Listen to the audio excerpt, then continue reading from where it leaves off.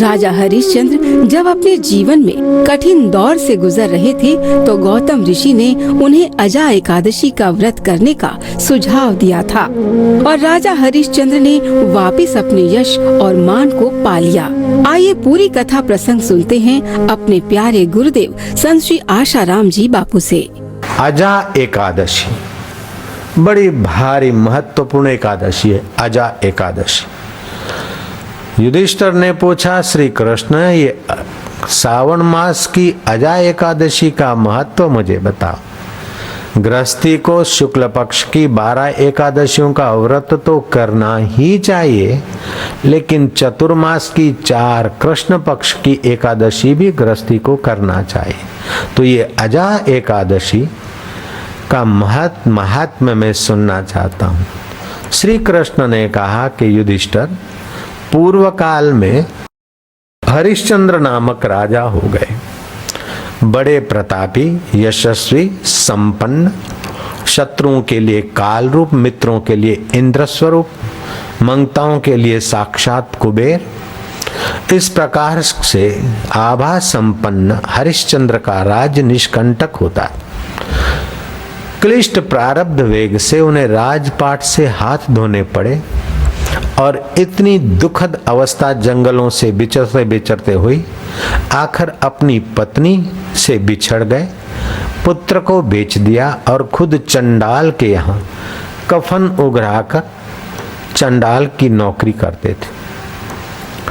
ऐसी दुखद अवस्था में आप हंसे कि एक दिन सावन मास की चौथ को विचार करते करते हरिश्चंद्र राजा शांत मना हो गए। उनके शांत होने से उनके पुण्य पुंज अंतरात्मा में गहरे उतरे। जहां चाह होती, जो मांग होती, वातावरण से वो चीज खिंच के आती है।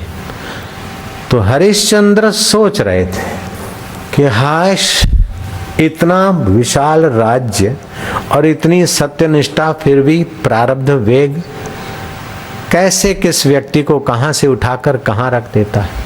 कहां तो राजा हरिश्चंद्र और कहां एक शमशान का ठेकेदार चंडाल, और उसके यहाँ में कफन उतरा के कफन की कीमत की दक्षिणा लेकर बाद में ही किसी मुर्दे को जलने दूं। यहाँ तक कि मेरा पुत्र भी आए, सर्पदंश हो गया और पुत्र मरा है, तो पुत्र के लिए पत्नी जो लाचार होकर जी रही, उससे भी मैं कफन मांगू और वो अपना अर्धांगनी अर्धा अंग साड़ी का फाड़ कर दे। ऐसी कठिनाई में जीने वाले हरिश्चंद्र ने सोचा कि इस क्लेशों से मैं कैसे निवृत्त हूं।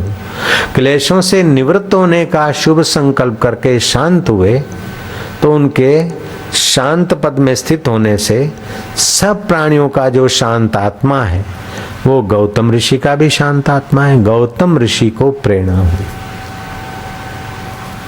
गौतम ऋषि हरिश्चंद्र के यहाँ पहुंचे कि राजन, तुम्हारी ये दयनीय स्थिति है। बोले, महाराज, आप संत ही उपाय बताए कि कल्मश पाप कैसे कटे और पूर्ण पुण्य, यश, राज्य, वैभव, सुख, शांति कैसे मिले। आप ही प्राणियों का हित करने वाले संत पुरुष हैं, अब तो आप ही मार्गदर्शन दें।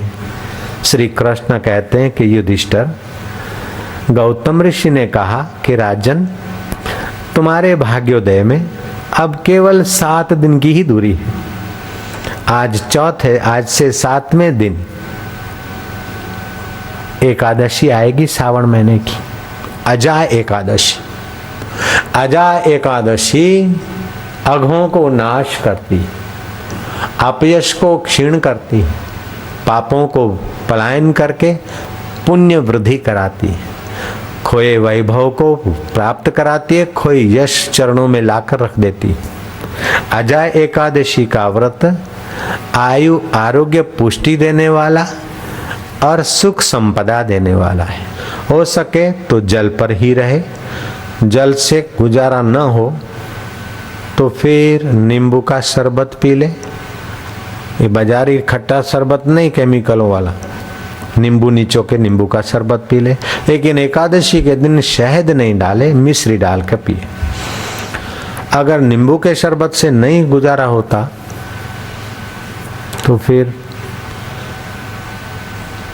सेव फल आदि खा ले, उससे भी गुजारा नहीं होता तो शरीर का स्वास्थ्य का ख्याल करके थोड़ा फलाहार कर ले।